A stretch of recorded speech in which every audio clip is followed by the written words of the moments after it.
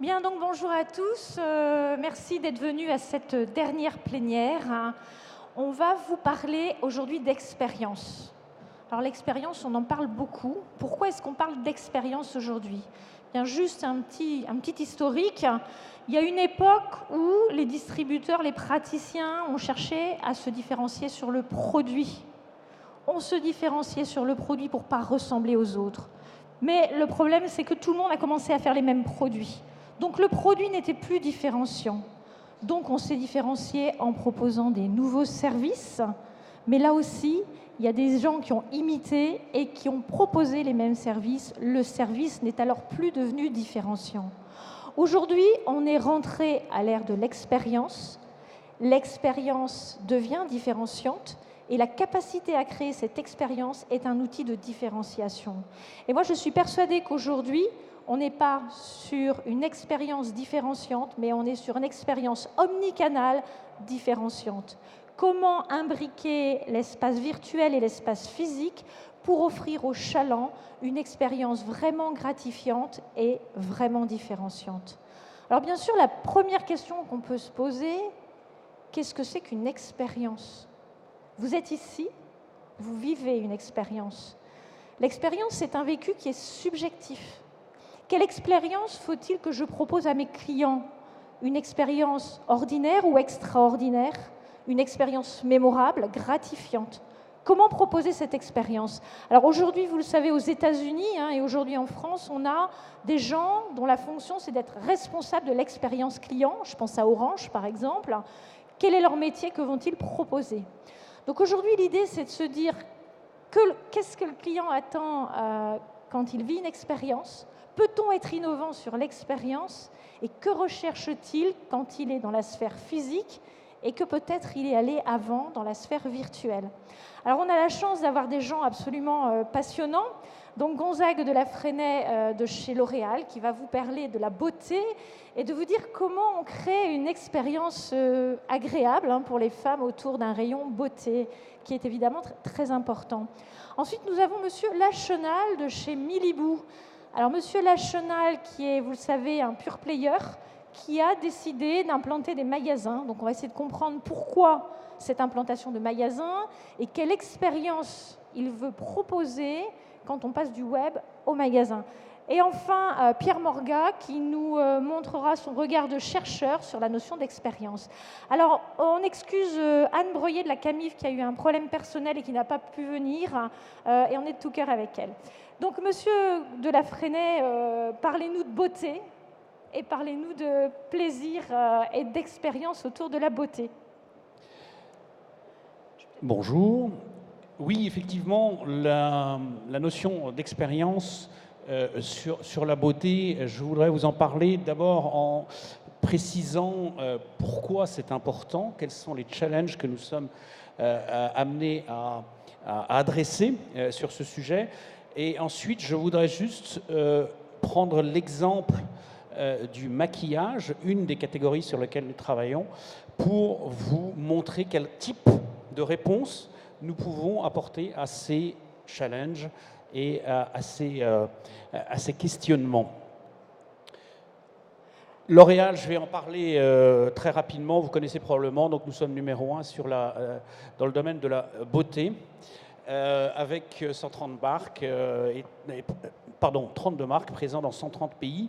Et notre mission est de proposer la beauté pour tous, à savoir offrir à toutes les femmes et à tous les hommes de la planète le meilleur de l'innovation cosmétique. Et notre ambition est notre ambition telle qu'elle vient d'être exprimée par notre directeur général, est d'aller conquérir 1 milliard de nouveaux consommateurs.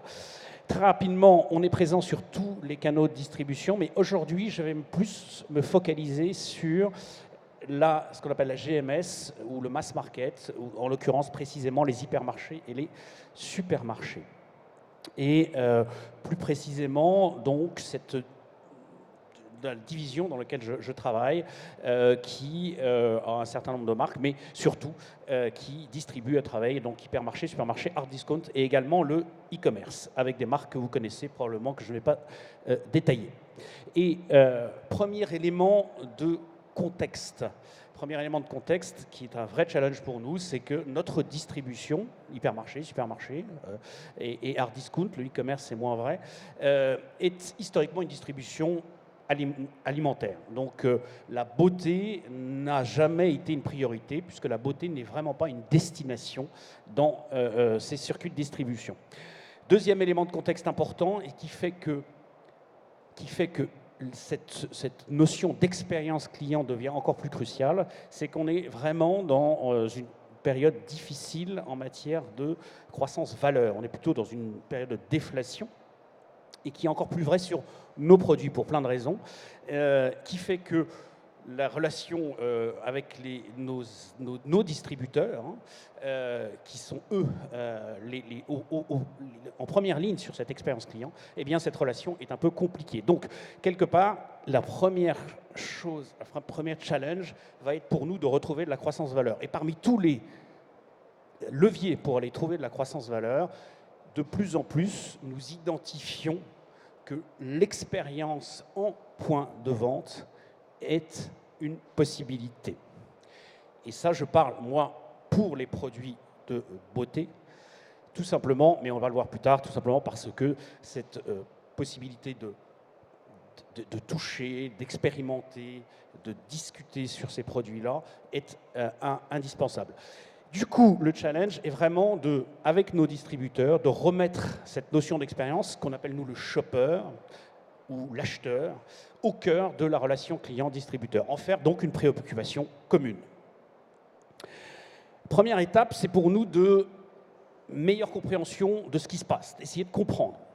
Et pour ça, on met en place depuis pas très longtemps, enfin depuis maintenant 3-4 ans, toute une batterie d'études qui permettent de mieux connaître le shopper. Le consommateur, on connaît bien, on fait beaucoup d'études, on sait ce que c'est, etc. En revanche, le shopper, qui est donc le consommateur dans son processus et dans son environnement d'achat, on le connaît moins bien, donc on essaie de mieux le connaître. Et on essaye de le mieux connaître via des observations et qualitativement pour essayer d'avoir un certain nombre d'insights. Ensuite, on va essayer de comprendre justement, et ça c'est des études qu'on mène de plus récemment, qui sont... Quel est le parcours d'achat d'un shopper entre deux achats? En l'occurrence, là, c'est deux achats de maquillage. Et donc, c'est vraiment comment les points de contact et d'influence peuvent impacter les choix et le comportement du shopper sur le prochain achat. Et enfin, on utilise beaucoup les données des cartes de fidélité des distributeurs. Mais cette notion de parcours d'achat et cette étude et cette espèce de compréhension de ce parcours d'achat devient vraiment fondamentale pour nous. Du coup, qu'est-ce qu'ils nous disent, tout ça? Tout ce que ces études nous disent, c'est d'abord qu'on est confronté à un shopper qui est complètement insatisfait, qui est frustré. Tout simplement parce qu'il attend, par rapport à nos produits, il attend comme expérience d'achat un moment de plaisir, un moment de valorisation de soi, un moment d'intimité et un moment pour lui. Or, il est vécu beaucoup plus comme un achat compliqué, difficile de comprendre l'offre qui est proposée, une absence de conseils en point de vente et d'information, un manque de repères et une grande difficulté à identifier les nouveautés, alors que nous savons que le shopper est sur nos produits, une fois de plus, les produits de beauté, est très en attente de ces nouveautés. Alors, on regarde plus spécifiquement ce qui se passe sur le maquillage, parce que je vais me focaliser un peu là-dessus, et on s'aperçoit quand on regarde ce genre de résultats d'études, très schématiquement, vous voyez les forces et les faiblesses d'un circuit de distribution qui représente quand même 95% de notre chiffre d'affaires, ce circuit de distribution, que sont les hyper et les super. Vous voyez beaucoup de faiblesses d'un point de vue shopper, et très peu de force. Toutes les faiblesses, on les connaît, c'est sur l'atmosphère, sur la possibilité d'essayer les produits, sur le choix et sur le conseil, essentiellement. Et on est confronté à ça, alors que on a un certain nombre de canaux de distribution qui émergent, qui vont proposer, eux, alors le plus emblématique étant l'enseigne Kiko, qui augmente son nombre de magasins de façon drastique en France, après avoir réussi très bien en Italie, qui, eux, proposent une expérience shopper beaucoup plus satisfaisante. Donc c'est un vrai challenge pour nous. Et voilà, par exemple, la même étude que nous avons menée donc, sur les hyper et les super d'une part, et sur Kiko d'autre part, vous voyez vraiment la différence où tous les points qui étaient les faiblesses sont devenus des points de force pour Kiko avec aucune faiblesse. Et puis l'autre point, qui est aussi un point de challenge, c'est que quand on rentre dans un centre commercial, avant d'arriver face à nos produits dans les hyper, le shopper a de plus en plus d'occasions d'acheter du maquillage dans d'autres circuits de distribution que le nôtre, avec une fois de plus des expériences d'achat beaucoup plus satisfaisantes. Donc tout ça étant très challenging. Et le dernier point, c'est que sur le maquillage en particulier, le shopper devient de plus en plus omnicanal, avec un nombre de requêtes qui se développent, et surtout avec le digital offre un moyen fantastique de répondre à une attente shopper sur la beauté qui est d'échanger, de parler, d'échanger des bonnes idées, d'échanger des bons trucs, d'échanger sur les marques. Et c'est aussi une fantastique opportunité pour nous.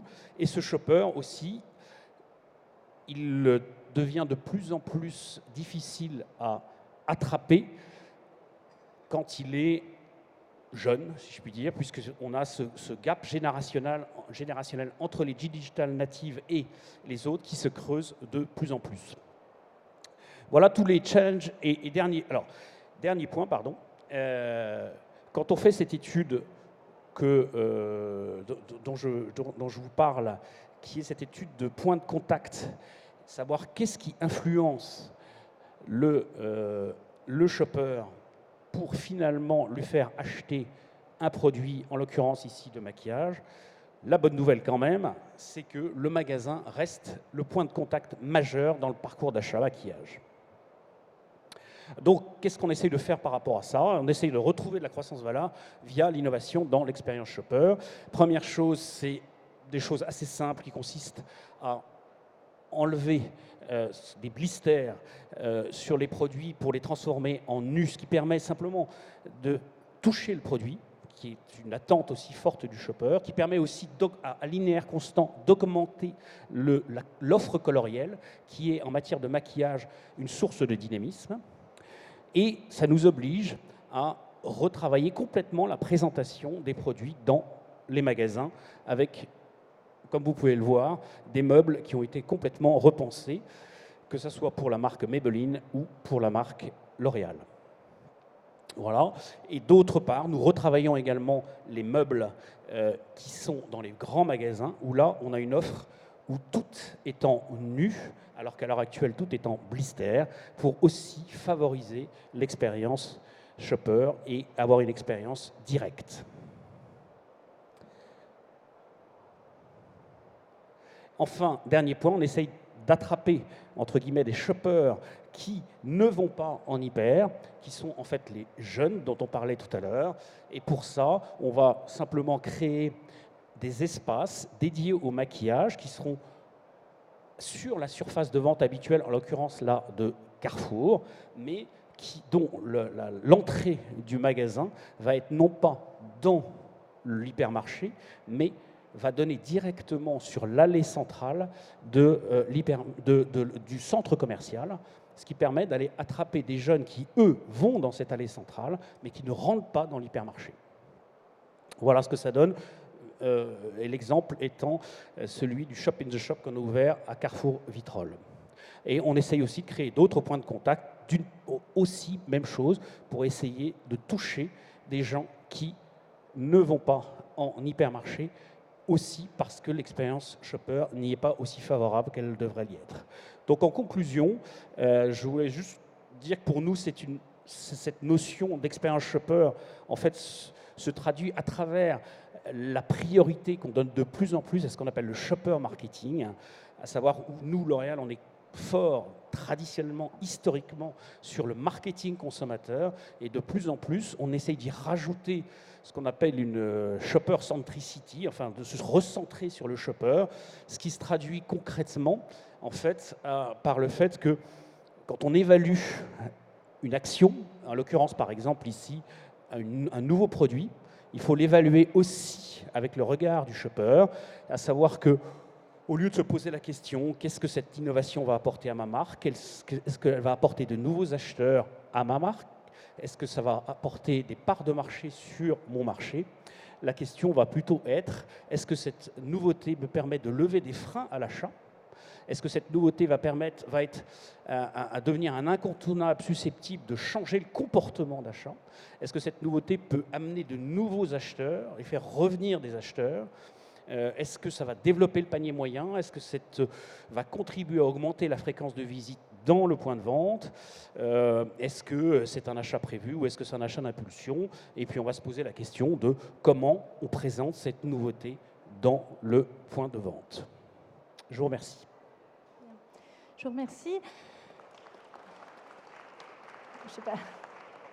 Donc, je crois qu'effectivement, et ça c'est un exercice que je fais régulièrement, il suffit de regarder des femmes dans un magasin de vêtements ou face à des cosmétiques pour se rendre compte qu'elles ne sont pas juste là pour acheter un produit, mais qu'elles vivent un grand moment, qui est un moment pour elles, souvent un moment de plaisir, un moment qu'elles vont apprécier, et effectivement, ce moment doit être vécu de manière intense. Pourquoi investit-on sur l'expérience? Je me pose la question, pourquoi investit-on sur l'expérience? Il me semble que la première chose, c'est que pour fidéliser notre client, il va falloir lui faire vivre un bon moment si on veut qu'elle revienne. Et deuxième chose, il me semble quand on achète un produit et que l'on a vécu une expérience autour de ce produit, on ne va pas simplement parler du produit, mais on va se raconter une histoire sur l'expérience qu'on a vécue en achetant ce produit. Donc le contexte va donner de la valeur au produit, vous vous souviendrez de ce contexte et vous aurez envie de revenir parce que vous avez une histoire à raconter, que vous raconterez à vous-même et que vous raconterez aux autres. Et c'est pour ça que l'expérience vécue en magasin à l'ère du digital devient un élément extrêmement important et extrêmement fidélisant. Ça, c'est le premier point, me semble-t-il.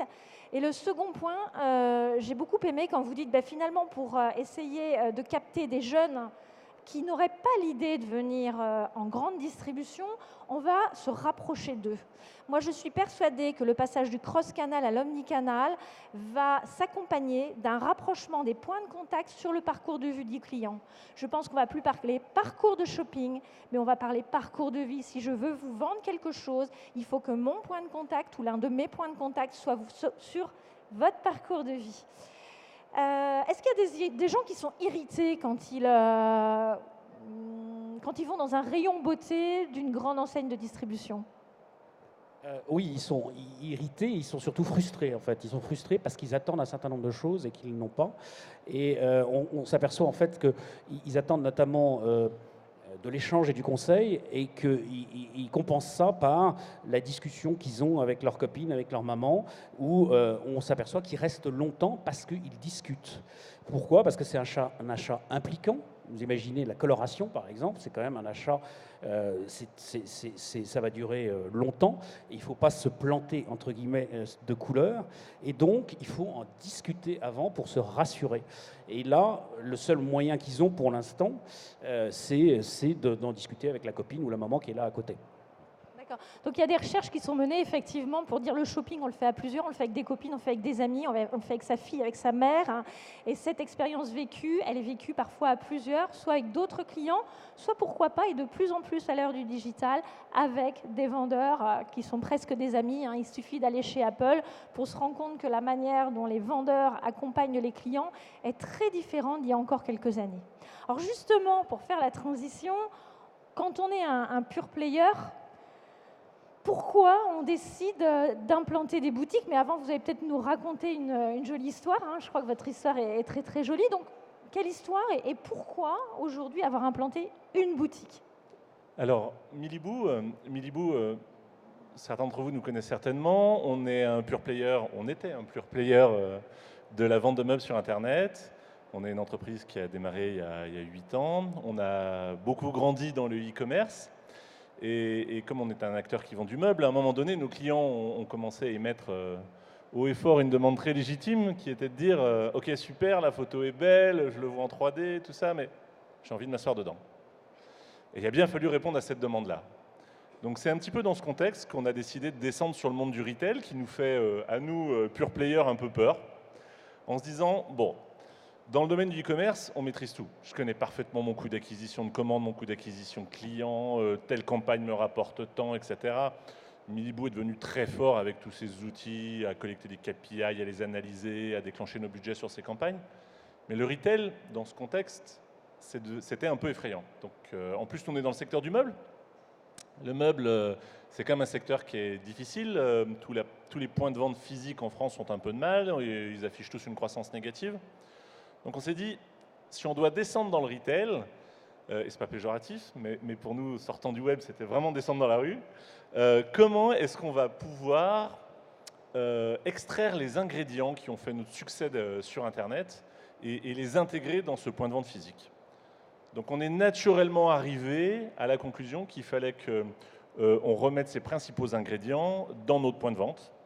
Et la digitalisation de ce point de vente s'est imposée d'elle-même. Et c'est donc dans ce contexte qu'on a créé la première Miliboutique.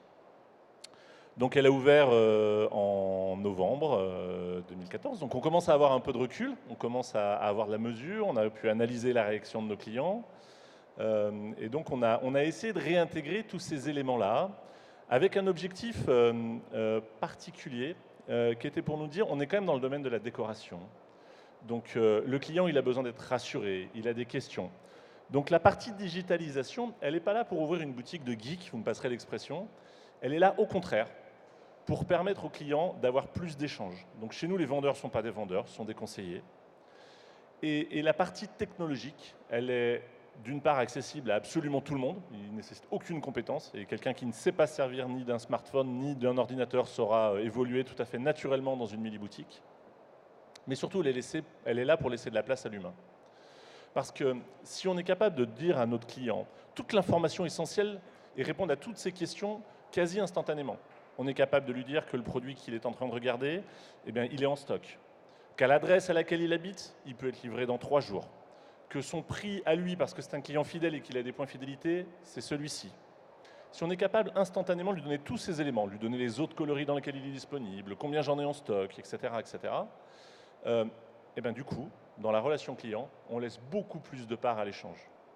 Ça veut dire qu'on peut conseiller le client, on peut l'amener à réfléchir sur d'autres produits, et on vient créer un échange qui est beaucoup plus humain. Et donc c'est assez étonnant parce que la Miliboutique, et je vous engage à aller la visiter, vous allez voir qu'au final, les rapports sont très chaleureux et très humains, malgré toute la technologie installée, parce que comme on répond instantanément à toutes ces informations-là, et bien, naturellement, vient d'autres questions. Qu'est-ce que vous pensez de ce produit-là? Et est-ce que vous n'auriez pas un tapis? Ah, mais la lampe là-bas, elle pourrait aller avec celui-ci. Et c'est pour ça que nos vendeurs ne sont plus des vendeurs, mais des conseillers. Et voilà aujourd'hui l'expérience de la Miliboutique. Et on a quand même été très surpris. On avait bien sûr des appréhensions à descendre sur cette partie-là, et notamment à utiliser la technologie. On s'est dit, quelle va être la perception par le client de cette technologie? Comment est-ce qu'il va la percevoir? Est-ce que ça va l'effrayer? Et ça, pour nous, c'était à la fois une grande découverte, mais un grand soulagement. Le client est prêt. Le client est prêt. Il est déjà connecté. Et il utilise tous les devices, que ce soit des tablettes, les écrans géants tactiles, les bornes, de façon extrêmement naturelle. On voit des clients qui rentrent dans la Miliboutique, qui utilisent ça de façon entièrement autonome, sans aller voir aucun conseiller, qui passent leurs commandes, payent sur les terminaux, repartent en disant merci. Et à aucun moment, on a dû intervenir à les accompagner. Et les quelques réticences qu'on peut avoir, ce sont en général des gens qui arrivent avec des préjugés et qui ne veulent pas faire le pas et qui ont simplement besoin d'être accompagnés pour se rendre compte que non, c'est une expérience qui est simple, facile et agréable. Et ça, c'est vraiment une grande leçon qu'on a pu tirer de ces premiers pas de la Miliboutique, c'est que n'attendons pas, le client est déjà prêt et il est déjà habitué à l'utilisation de ces outils-là. Alors concrètement, ça se passe comment, une expérience dans votre boutique? Alors déjà, ce qu'il faut comprendre, c'est que l'idée pour nous, elle a été d'intégrer le point de vente physique dans la partie online, et pas l'inverse, ce qui est en général le schéma type. Donc naturellement, je pense que sur certains aspects, les aspects techniques notamment, ça a été plus facile pour nous, parce que, alors Miliboo en plus c'est une société qui a un ADN très technique, et donc l'équipe de développement est entièrement internalisée, donc on a pu développer la totalité de nos outils nous-mêmes. Donc nous, on n'est pas des vendeurs de techno, on est des vendeurs de meubles. Donc on a développé des technos qui nous permettent de vendre des meubles, sans se poser plus de questions sur l'état de l'art, les solutions, est-ce qu'elles étaient commercialisables. Ça n'avait pas d'importance pour nous. Nous, la seule importance, c'était de vendre plus de produits ou de manière plus fluide, avec une meilleure expérience client. Donc très concrètement, comment ça se passe? Ça veut dire que vous allez rentrer dans la Miliboutique. Vous allez pouvoir, bien sûr, découvrir une partie de la gamme Miliboo. La Miliboutique fait 600 mètres carrés, mais on a 2500 produits. Nous, on vend des meubles, on vend pratiquement pas d'objets déco. Donc ça veut dire que 2500 meubles, ça fait beaucoup de volume. Donc évidemment, dans la Miliboutique, vous allez retrouver un extrait des principales collections, des meubles, et elles sont régulièrement renouvelées. Mais au-delà de ça, vous allez pouvoir voir la qualité des lignes, mais vous allez avoir envie de découvrir d'autres produits que vous n'aurez pas forcément dans la Miliboutique. Donc pour ça, vous avez des grandes bornes un petit peu partout dans le magasin qui vous permettent de visiter le catalogue, mais qui vont permettre d'aller un petit peu plus loin. Si vous êtes équipé d'un smartphone NFC ou tout simplement à l'accueil de la boutique, on vous proposera de vous faire une carte de fidélité client. Nous, on a embarqué une technologie NFC. Donc la technologie NFC, c'est une technologie de contact sans fil qui permet, avec un contact de proximité, de transmettre de l'information. Donc en vous promenant dans la boutique, en posant sur une tablette, un kiosque, votre Milicarte, vous allez automatiquement être connecté au système Miliboo. Le système vous connaît, donc il va pouvoir personnaliser toute l'information qu'il vous donne. Nous, on reste un e-commerçant, donc on livre nos meubles. Donc suivant si vous habitez à Lille, à Paris ou à Marseille, les délais de livraison ne seront pas forcément les mêmes. Donc vous allez avoir vos délais de livraison. Tout ça sera automatiquement personnalisé, y compris sur les tablettes d'ambiance. Donc la première expérience, c'est un accès immédiat à l'information. Donc toute l'information est précise, claire, et vous n'avez pas à courir après un vendeur en lui demandant est-ce que vous l'avez en bleu, est-ce que vous l'avez en vert, combien vous en avez en stock, est-ce que je peux avoir, combien ça va me coûter si je veux être livré à l'étage et qu'on me le monte. Non, cette information-là, vous l'avez instantanément. Ensuite, il y a différents éléments forts. Par exemple, dans l'offre Miliboo, pour ceux qui connaissent le site internet, il y a une offre qui s'appelle Up to You. Up to You, c'est une offre Miliboo qui vous permet de personnaliser votre produit. Le tabouret de bar, qui est un élément phare. On a 4 millions de combinaisons de tabourets de bar, livrables en 72 heures. Et bien, si vous allez dans la Miliboutique, vous allez avoir un immense écran tactile sur lequel, à l'échelle 1, taille réelle, vous allez pouvoir créer votre tabouret de bar. Le tabouret vous plaît, même schéma, vous prenez votre Milicarte, vous la posez sur l'écran, vous faites ajouter au panier, elle est dans votre panier. Vous pouvez choisir de payer dans la Miliboutique sur un des terminaux en libre service, à la caisse si vous préférez une relation client traditionnelle en payant à la caisse avec votre Milicarte, ou demain chez vous depuis votre téléphone ou votre ordinateur. Tout le parcours client online et offline, entre guillemets, est entièrement interconnecté, si je peux dire, mais même pas, puisque ce n'est qu'une seule base de données et tout est collecté au sein du même outil. Ensuite, vous allez par exemple pouvoir découvrir des produits un peu innovants, comme le mobilier connecté. Miliboo travaille sur la partie vente et digitalisation du point de vente, mais on travaille aussi sur la technologie dans nos meubles. Donc dans la Miliboutique, vous allez pouvoir découvrir des produits techniques et innovants de la même manière. Et puis vous vous rendrez compte que tous nos vendeurs sont équipés de tablettes et que le vendeur vous connaît vraiment bien. Parce que à votre entrée dans le magasin, le vendeur sait qui vous êtes.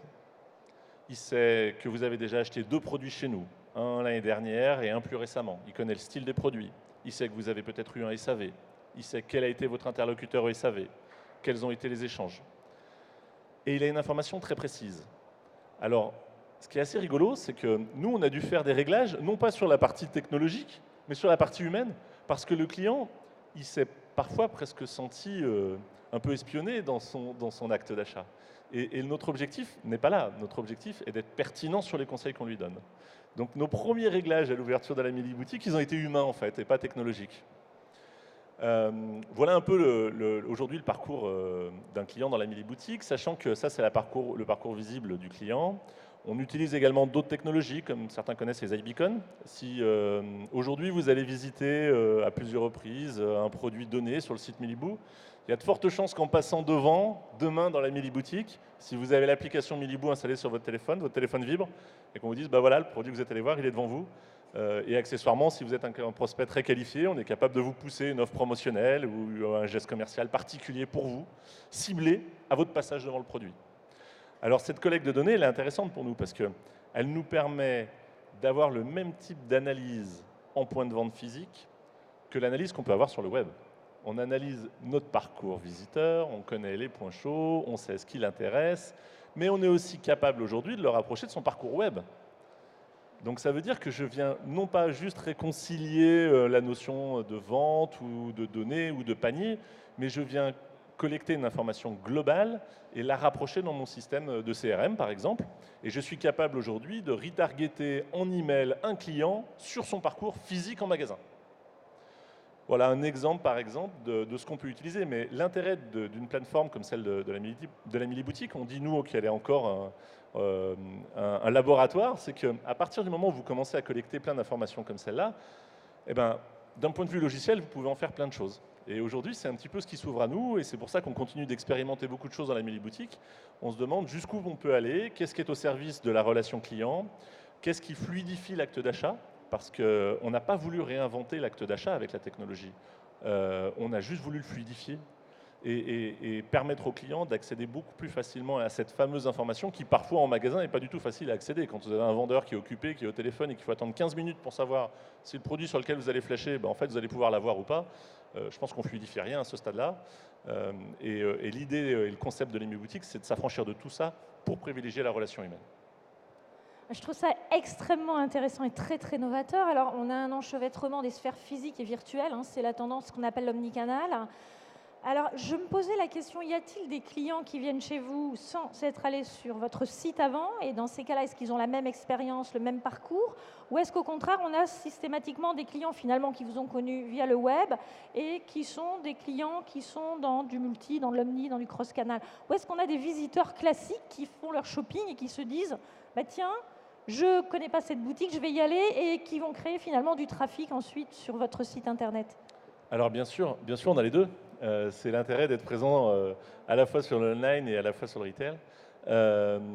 Alors nous, on n'a pas une stratégie marketing offline très agressive. Pas encore, en tout cas. Aujourd'hui, on est tellement confiant sur notre stratégie online qu'on continue de miser, d'investir sur notre stratégie online. Donc on a quand même aujourd'hui les 2/3 du trafic en magasin qui est drainé par le site internet. Mais le tiers restant, la Miliboutique est plutôt bien située à Paris, donc évidemment on a du passage et évidemment on a du visiteur qui ne nous connaissait pas, qui ne connaît pas la partie online. Donc c'est là que ça devient intéressant, c'est que le site internet génère du trafic dans le point de vente physique, mais le point de vente physique génère du trafic pour le site internet. Et le site internet prend le relais de la partie vente, c'est-à-dire que peut-être que le premier acte d'achat, le premier produit acheté va être dans le point physique, mais une fois que le client aura pris confiance dans la marque, sera rassuré, aura vu la qualité du produit, la qualité de la livraison, il ressentira plus forcément du moins le besoin de se rendre dans le point physique pour faire son achat. À partir du moment où la confiance à la marque est gagnée, il pourra faire son acte d'achat depuis le site internet sans redescendre dans le point physique. Alors on sait effectivement qu'il y a beaucoup de pure players qui ont implanté des magasins pour rassurer finalement leurs clients, leur donner confiance en la marque, puis effectivement les faire migrer vers le site internet. Alors il y a un sujet qui m'a intéressé particulièrement, vous parlez de l'humain.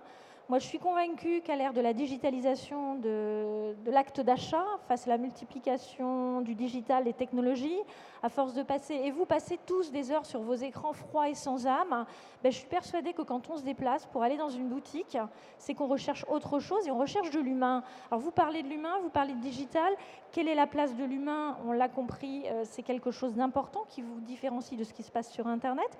Mais est-ce que ça veut dire qu'on va avoir, avec le vendeur, un parcours partagé sur un écran? Est-ce qu'on va vers du partage d'écran?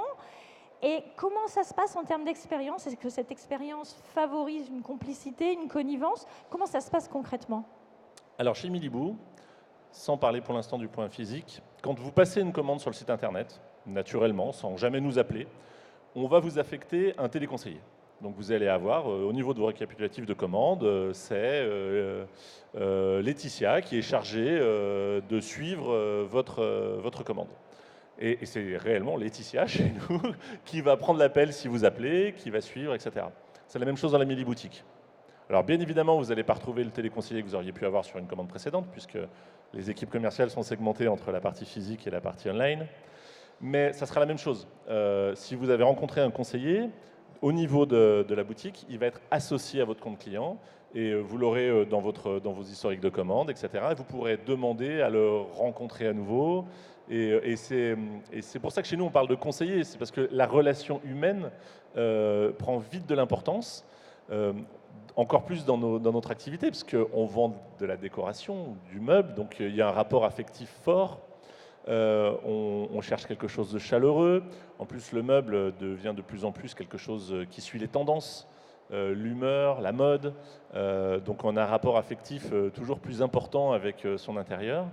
Et donc c'est important d'entretenir ce climat-là. Parce que dans l'acte d'achat, à partir du moment où on a réussi à créer cette relation entre le client et le conseiller, eh bien, le discours peut être plus ouvert, on peut être force de proposition, l'emmener sur des choix qu'il n'aurait pas forcément réalisé lui-même.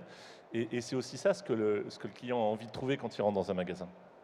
Alors effectivement, les études montrent que c'est bien la satisfaction et la rencontre avec le vendeur qui va générer la fidélité. Hein. C'est vraiment un très fort vecteur de fidélisation. Et quand vous faites un parcours magasin, ce dont vous allez vous souvenir, c'est véritablement la relation que vous avez eue avec le vendeur. Donc le vendeur est quelqu'un d'extrêmement important. Alors l'autre volet, c'est la digitalisation des points de vente. On parle beaucoup de digitalisation, on met des écrans partout. Aux États-Unis, ils commencent à en revenir, c'est-à-dire qu'il y a eu des grands investissements qui ont été faits dans les outils digitaux en point de vente. Et finalement, ils se rendent compte que le digital, oui, mais pas à tout vent, pas avec n'importe quel client et pas dans n'importe quelle situation. On s'est amusé à faire des visites mystères récemment pour essayer de voir comment des vendeurs équipés de tablettes sortaient la tablette lorsqu'un client venait les voir. Les résultats ont été pas bons parce que bien qu'équipés, ces vendeurs ont rarement le réflexe de sortir la tablette et on se rend compte que ces équipements, finalement, aujourd'hui ne sont pas utilisés. Donc la vraie problématique, c'est faut-il équiper la force de vente? Et si on l'équipe, comment identifier avec eux, avec quel client il faut utiliser cette tablette, à quel moment de la relation et pourquoi. Il est clair que si je veux naviguer avec vous sur votre smartphone, vous allez refuser. Parce que le smartphone, c'est votre smartphone, c'est un objet intime. Si on va naviguer ensemble sur un écran, eh bien, il y a quelqu'un qui va prendre la souris. Donc, il y a quelqu'un qui a le pouvoir. S'il y a quelqu'un qui a le pouvoir, ça veut dire qu'il y a des enjeux de pouvoir et ça se passe de manière bizarre.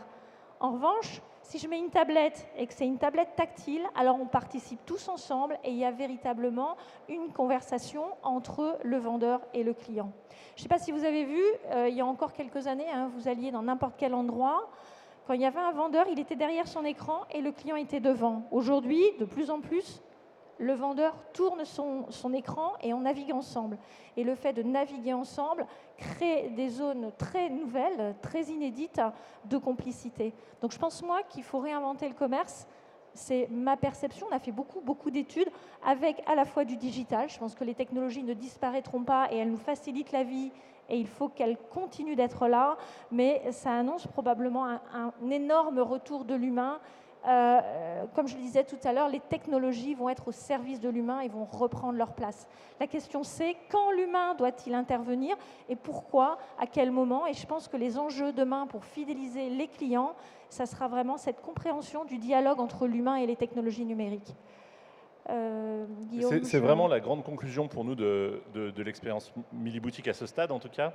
C'est de dire, ne nous servons pas de la technologie pour remplacer les vendeurs. Surtout pas. Servons-nous de la technologie pour donner au client l'information immédiate et de base dont il a besoin et conserver le reste du temps dans l'échange avec le client pour pouvoir discuter avec lui de ses besoins, les comprendre, aller dans son sens et être à son écoute. C'est vraiment la grande leçon et la boutique connectée sans vendeur, personnellement, moi, j'y crois pas. Pas pour des produits comme les nôtres. Il y a des adeptes. Alors chez L'Oréal, le digital, on l'étudie dans l'expérience de shopping? Est-ce que finalement, je vais aller naviguer avec ma fille de 15 ans sur une tablette pour choisir mes produits L'Oréal, et puis je vais arriver dans le magasin, je vais avoir un comportement différent? Est-ce qu'on analyse finalement ce changement de device et les comportements qu'il va générer en point de vente? Alors, ce qui se passe en point de vente, c'est qu'on est dans un circuit de distribution dans lequel il y a très peu, il n'y a pas de vendeurs en fait, en hypermarché et en supermarché. Et en revanche, on a une demande des shoppers de conseils, comme je disais tout à l'heure, et de contacts humains, ne serait-ce que pour se rassurer, etc. Donc on est face à cette contradiction.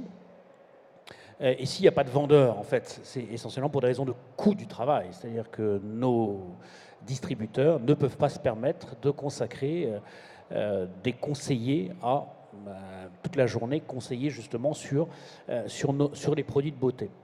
Et face à cette contradiction, on essaye toujours de trouver des solutions, et notamment des solutions digitales. Là, on se heurte à une autre question, qui est d'être dans un état d'esprit, de s'arrêter devant une borne ou devant un écran, ou d'y consacrer du temps, alors qu'on est encore dans un parcours d'achat très alimentaire et très fonctionnel, et donc un peu pressé par le temps, même très pressé par le temps. Et nous, on aimerait créer cette espèce de bulle à l'intérieur de l'hyper, où les gens s'arrêteraient tout d'un coup, ne penseraient plus à l'achat de couches ou d'eau minérale qu'ils ont sur leur liste de courses à faire après, mais s'arrêteraient tout d'un coup et commenceraient à se poser, etc. Mais l'expérience qu'on a, c'est qu'on essaye de compenser cette absence de vendeurs par des écrans digitaux, et pour l'instant, on n'y arrive pas. C'est-à-dire que les expériences sont toutes un peu compliquées. Quand on recense le temps passé, le nombre de personnes qui touchent à ces écrans, c'est très, très limité. Alors, on a essayé autre chose qui là, je pense, risque de bien fonctionner, c'est le mobile. Et on vient de sortir une application, là, il y a maintenant un an et demi, où vous avez la possibilité de vous appliquer du maquillage directement sur votre visage, mais en dynamique, et de vous appliquer le produit, en l'occurrence L'Oréal, que vous avez sélectionné pour voir si ça vous correspond ou pas. Et donc, ça répond en partie à cette angoisse de savoir si je peux investir la somme que j'avais prévu d'investir. C'est quand même des achats assez chers et donc un peu impliquants. Voilà. Donc, on est confronté à tout ça. On n'a pas forcément la solution. Mais on pense aussi que peut-être la solution est plutôt avant l'achat, grâce notamment au web, où on peut préparer et inciter via la création de communautés, via des blogs, inciter les gens à, entre guillemets, préparer leur achat et répondre à leurs préoccupations pour qu'une fois sur le point de vente, ça aille beaucoup plus vite, comme ils le souhaitent de toute façon, parce qu'ils sont pressés. Oui, donc la majorité aussi des études vont montrer que si vous proposez un écran en magasin où le client va faire exactement ce qu'il peut faire chez lui, pourquoi le ferait-il en magasin alors qu'il est beaucoup mieux chez lui, tranquillement, avec son café à côté? S'il a déjà fait tout ça chez lui, il ne refera pas ça en magasin. Donc soit la borne ou le digital offre quelque chose de nouveau, soit il ne l'utilisera pas. Et il suffit de regarder ce qui se passe et ce qui se passait il y a encore quelques années avant qu'elle soit retirée, de voir certaines bornes interactives en magasin pour se dire, là, ça n'apportait rien. En revanche, on peut réinventer la borne pour ce qu'elle apporte quelque chose de plus. Et moi, j'en suis intimement convaincue. Mais il ne faut probablement pas que ça soit couplé sur ce qui est proposé déjà online. Merci beaucoup. Donc, on va demander à Pierre de nous donner son point de vue d'enseignant-chercheur. Comment il voit finalement l'expérience client dans les prochaines années, puis comment on vit ça dans les entreprises? Alors moi, je suis d'abord féliciter nos amis Gonzague et Guillaume pour leur témoignage, parce que quand on les écoute bien, ils replacent l'expérience client dans son contexte. Et le contexte de l'expérience client, c'est la relation client. On parle beaucoup d'expérience client, on la définit rarement. Et dans la relation client, il y a deux axes très importants. Le premier, sinon on n'aurait pas de client, c'est de conquérir. Et ensuite, c'est de fidéliser. Et tous les deux, et vous aussi, Régine, vous avez insisté sur l'importance de l'humain ou de l'humanisme dans la relation client. Or, qu'est-ce qu'on voit là? On voit des fabricants qui se mettent à faire du retail, des retailers online qui vont sur le magasin, et on assiste à une fusion du physique et du digital. Alors ça existe ce terme depuis quelques années, hein, c'est ce qu'on appelle le figital. Hein. Donc je vais essayer moi très rapidement, en ayant un regard pas trop de chercheur, mais plutôt en essayant de vous faire sourire, de replacer le contexte de l'expérience client. Mais si j'ai mis pour titre la culture pour cultiver l'expérience client, c'est surtout pour souligner une chose essentielle, c'est qu'il faut déjà avoir la culture du client pour réussir l'expérience client. Parce que ce que nous ont dit Gonzague comme Guillaume, c'est que la relation client, c'est un peu comme chez le psychanalyste sur son divan, ça consiste à faire exister l'autre. Voilà, sinon ça ne marche pas. Alors, on va voir ensemble quelques points. Tout d'abord, quelque chose qui est essentiel avec l'arrivée du P2P, donc les conversations de pair à pair. Alors, je ne vais pas faire mon chercheur, en plus que je suis doctorant, je ne suis pas docteur comme Régine, mais les chercheurs travaillent sur des modèles qu'on appelle dyadiques dans la relation client à l'ancienne, où la marque parle au consommateur. C'est top-down, donc ça descend, et puis le consommateur ne peut pas répondre. Bon. Avec le marketing relationnel, ça s'est arrangé, il y a eu des essais de dialogue, et le consommateur peut répondre ou pas s'il a envie. Et maintenant, avec l'arrivée des médias sociaux, on a en fait ce qu'on appelle des conversations triadiques, où il y a des consommateurs qui parlent entre eux sur les réseaux sociaux ou dans les communautés de marque, puis la marque essaye de s'immiscer entre les deux pour dire « j'existe, écoutez-moi ». Voilà. Donc ils ont du mal parfois, et parfois ils écoutent et ça marche, c'est le cas de nos deux amis. Donc ce modèle triadique, en fait, vous l'avez compris, ça rend les choses extrêmement complexes pour les marques qui se retrouvent, bon an, mal an, impliquées dans un ménage à trois, les consommateurs qui se parlent plus la marque. Voilà, donc les ménages à trois, c'est toujours difficile à gérer. Donc la marque est en permanence évaluée, jugée, et puis très souvent on a l'impression en tant que consommateur, on le voit par exemple quand on est confronté à des serveurs vocaux, on n'arrive jamais à parler à qui que ce soit. C'est déceptif, comme disent les psychanalystes, c'est même épouvantable. Donc de fait, on n'a pas l'impression d'être traité comme un consommateur, on a l'impression que parfois la marque fait le choix entre les gens en disant « oui, vous êtes un client, et bien vous n'êtes pas un client ». Ce qui est un peu le problème, d'où le dessin. Et on voit aussi, avec l'arrivée des nouvelles technologies, des choses étonnantes qui effrayent bon nombre de retailers. Alors là, le petit dessin est assez parlant. On voit une cliente qui a essayé un grand nombre de paires de chaussures. Donc, mesdames, vous savez de quoi je parle. Et puis, qui se dit, elle est vraiment superbe, cette paire de chaussures. Si vous me donniez le code Wi-Fi, je pourrais l'acheter en ligne moins cher. Eh bien oui, c'est des choses qui arrivent. Donc, on appelle ça le research online, purchase offline, ou l'inverse. Il y a les deux, repos 1 et repos 2. Mais c'est des choses auxquelles les retailers doivent faire face sans se stresser, parce que c'est un fait acquis, c'est comme ça. Ensuite, il y a autre chose que je voudrais souligner, c'est qu'on entend beaucoup de choses et tout et son contraire sur l'expérience client, mais l'expérience client englobe le parcours client et pas l'inverse. Alors si on vous le dit, j'espère que vous penserez à ça, donc c'est essentiel. Et surtout, même si certaines marques, alors là je ne veux pas taper sur les pauvres amis d'Avis, ont l'impression que le parcours client c'est quelque chose de linéaire comme sur une autoroute, non, c'est pas comme ça que ça marche. Vous avez tous des expériences différentes en tant que consommateur, et vous passez par un canal, vous en reprenez un autre et ainsi de suite. Et l'expérience client, elle est multiple. Donc de ce fait, c'est très difficile de vouloir modéliser le parcours client de manière linéaire. C'est pour ça que je me suis amusé à vous prendre une photo d'un vrai mapping de l'expérience client. C'est un truc vrai. Et c'est la communauté urbaine du Grand Manchester, donc nos amis anglais, qui ont essayé de modéliser l'expérience client. Alors vous voyez, au bout d'une journée de sueur, de réflexion intense, ils sont arrivés à ce résultat-là. C'est un truc complètement ébouriffant. Évidemment, si on essaye de passer de ça, avec les post-it, à ça, franchement, ça n'a pas l'air très opérationnel non plus, même si ça a été mis au propre. Donc, l'idée de vouloir mapper l'expérience client, c'est pas toujours faisable et c'est parfois extrêmement théorique. Je vous parle aussi en tant que chercheur, donc la théorie, on la pratique. Autre chose qu'il faut souligner, on a tendance toujours à vouloir trop complexifier les choses et revenir au basique, c'est-à-dire que le client est au centre de la relation client et doit être au centre de l'expérience client voulue, désirée, c'est une évidence. Donc, un peu de bon sens. Et maintenant, quand on regarde les vrais parcours clients, ça ressemble plus à ça. Alors moi, j'ai fait l'expérience récente d'acheter un lave-linge. Ce n'est pas une expérience très positive, donc je ne donnerai pas le nom du retailer. Et c'est vrai qu'on alterne entre un parcours dans des magasins physiques et le online.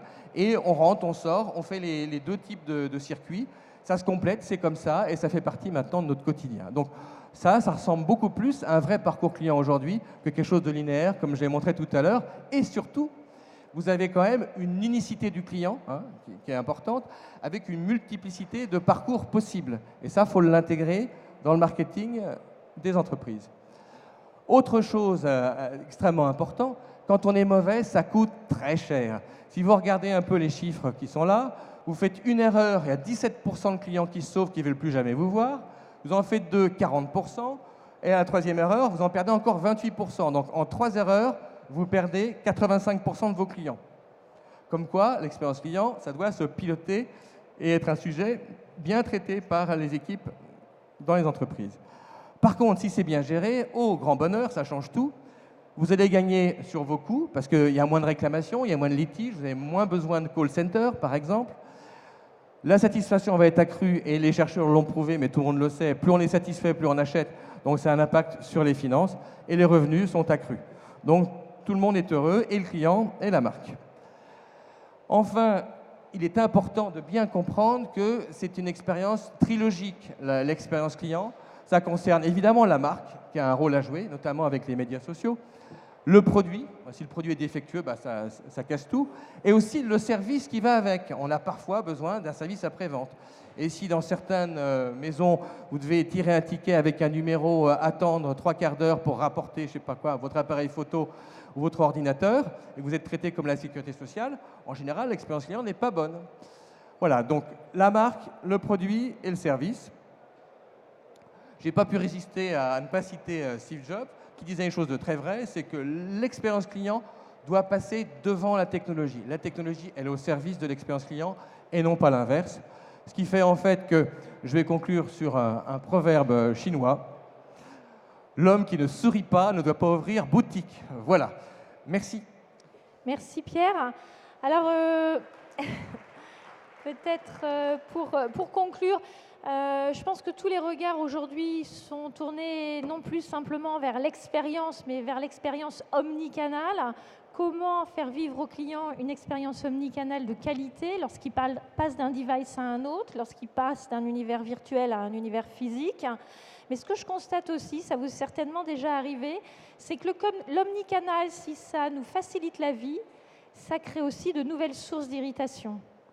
C'est-à-dire que le fait d'avoir été sur un point de contact, puis d'aller sur un autre point de contact, je vais être irritée.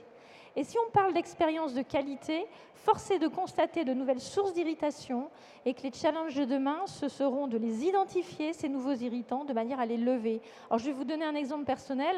Je vais aller sur un site internet pour préparer un achat. Je vais y passer du temps. Je vais repérer le produit de mes rêves sur ce site internet. Je sais que quand je vais passer en magasin, puisque j'aurai tout préparé sur internet, ça va aller vite, je n'ai qu'à récupérer le produit. Le problème, c'est que je viens en magasin et là, le merchandising offline n'est pas identique au merchandising online. Donc, je me dirige en magasin là où je pense que je vais trouver le produit que je ne trouve pas. Le magasin est à étage, je vais donc devoir changer d'étage. J'avais prévu de faire mon achat entre midi et 2 et je suis donc extrêmement irritée de ne pas retrouver le produit, surtout que quand je vais voir le vendeur est évidemment incapable de me proposer une solution. Alors bien sûr, il y a des gens qui ont des réponses à ça. Vous connaissez certainement l'application smartphone qui a été proposée par Ikea. Ikea propose aujourd'hui, quand vous identifiez un produit qui vous plaît sur votre écran à la maison, de le faire basculer directement sur votre smartphone. Comme ça, vous avez la référence dans votre smartphone et vous ne la perdez pas. Et quand vous arrivez dans le magasin Ikea, eh bien, ça devient un élément de géolocalisation. Donc, il vous mène directement au petit meuble que vous avez repéré online. Alors, vous allez me dire, c'est intéressant. Oui, c'est intéressant parce qu'on facilite le parcours de shopping du client. Mais d'autres problèmes vont se lever, évidemment. Le premier problème, c'est que le modèle économique d'IKEA, c'est de nous faire passer devant un nombre important de produits avec votre petit sac bleu. Vous savez, les petites choses que vous mettez dans votre panier que vous n'aviez pas prévu d'acheter. À partir du moment où je suis géolocalisée vers mon produit avec des œillères, je ne vois pas les autres produits et donc je n'achèterai pas d'autres produits. Par ailleurs, on peut aussi se poser la question, et je crois que l'omnicanal, c'est une boule de laine qu'on va détricoter au fur et à mesure. Par ailleurs, si quand je vais chez Ikea, j'ai 2 œillères et je ne fais qu'aller vers mon produit, eh bien, je ne vis plus une expérience, il ne s'est rien passé en réalité. Alors, comment faire une fois que le client a récupéré son produit pour faire en sorte que soit il reste un peu plus longtemps, soit il y ait une rencontre avec un produit, un objet, une personne, d'autres clients, pour qu'il se souvienne de cette expérience et qu'il ait envie de revenir de chez Ikea parce que cette expérience a enrichi le capital marque d'Ikea. En tout cas, je tenais vraiment à vous remercier. Je trouvais que ces expériences étaient vraiment passionnantes. Donc merci Gonzague, merci Guillaume et merci Pierre. Et on aurait 3 minutes de questions pour la salle. Si certains d'entre vous souhaitent prendre la parole ou poser une question, vous êtes les bienvenus évidemment. Le micro est là. Voilà, donc le micro est là. Je profite de faire le chemin, Régine, pour vous proposer vous-même de vous présenter, parce que vous avez animé toute cette conférence. Et est-ce que vous pouvez nous rappeler qui vous êtes ? Alors, donc, je suis Régine Van Ems, je suis universitaire, professeure à la Sorbonne, à l'IAE de Lyon. Je viens très récemment de co-créer l'Observatoire du cross-canal et du commerce connecté, parce que je me suis rendu compte qu'il y avait un problème de vision, c'est-à-dire qu'on ne savait pas vers quoi on allait avec ces nouvelles technologies.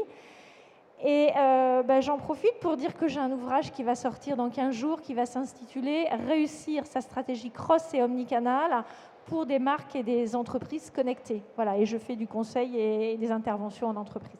Merci. Mais je ne savais pas que vous alliez faire la promo du livre, je le jure. Il y avait une question là, ici, et la main s'est baissée. Non ? Bon, je refais le chemin alors. On prend une question et puis on... Voilà, une question ou deux, et puis on pourra conclure. Bonjour. Bonjour. Vous nous avez donné tout à l'heure l'exemple d'un vendeur qui avait sa mini-tablette sur lui, mais qui ne pensait pas à la sortir ou qui ne souhaitait pas la sortir. Du coup, ça pose la question de la formation. Dans quelle mesure vous pensez que la formation des équipes s'inscrit dans la digitalisation du retail ?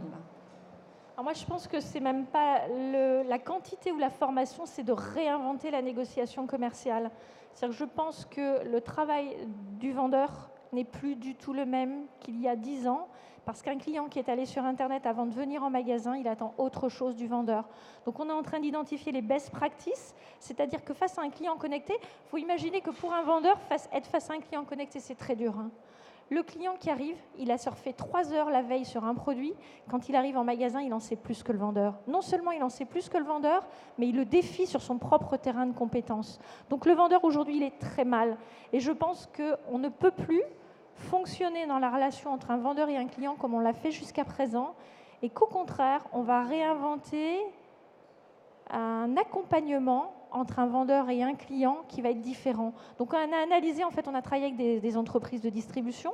On a vu qu'il y avait des vendeurs qui s'en sortaient pas du tout bien, avec des clients connectés qui n'arrivaient pas, qui vraiment s'angoissaient, qui ne voulaient surtout pas aller sur le net avec ce client qui lui demandait, parce qu'ils avaient peur d'être jugés dans la dextérité à manier la souris. Et puis on a vu au contraire des vendeurs qui arrivaient, et même si le client savait plus que lui, à générer de la valeur. À générer de la valeur, parce que ce n'est pas parce que le client sait plus que vous ne pouvez pas essayer de le valoriser dans cette relation. Et montrez-moi un peu ce que vous avez vu. Et montrez-moi un peu... Ah, vous m'apprenez des choses. Donc on voit qu'on a un changement complet dans la relation entre le vendeur et son client, et tout est inventé. Donc on est en train de monter des recherches justement sur l'échange autour de l'écran, et qu'est-ce qu'on peut y faire autour de cet écran et jusqu'où on peut aller. Et ça, c'est passionnant parce qu'un écran, c'est intime. Donc si je vous demande, je ne vous connais pas, enfin on se connaît un petit peu mieux maintenant, mais si je vous demande de naviguer avec moi, vous n'allez pas vouloir naviguer avec moi. Donc quel moment vous allez accepter de naviguer avec moi, et à quel moment il va se passer quelque chose, quoi. Donc tout ça, à mon avis, c'est les prochaines années, c'est très, très, très important, il me semble. Merci beaucoup. Je vous propose... S'il n'y a plus de questions... Ouais, de conclure. Moi, je propose à ceux qui auraient des questions à vous poser de venir vous voir en tête-à-tête pour discuter, pour échanger. Est-ce que vous souhaitez conclure un petit mot de la fin Est-ce que quelqu'un souhaite... à cette conférence ? Donc, je peux peut-être conclure en disant, continuez à utiliser des technologies, vous en passerez pas, mais n'oubliez pas l'humain, parce qu'il va revenir très très fort. Et c'est parce que... Il y a une étude aussi qui a montré qu'à force de regarder des SMS à longueur de journée, on perd notre capacité à décoder ce qui se passait sur les visages. C'est-à-dire que demain, un bon vendeur, c'est peut-être quelqu'un qui va être capable, plus que les autres, de décoder ce que vous ressentez sur les visages, parce qu'on ne sait plus le faire. Donc on voit que la digitalisation transforme tout, notre façon d'agir dans le monde physique, et donc il faut réinventer notre façon d'agir dans le monde physique. Voilà, merci, merci encore de votre attention, et puis à nos superbes orateurs. Merci beaucoup à vous. Merci à vous.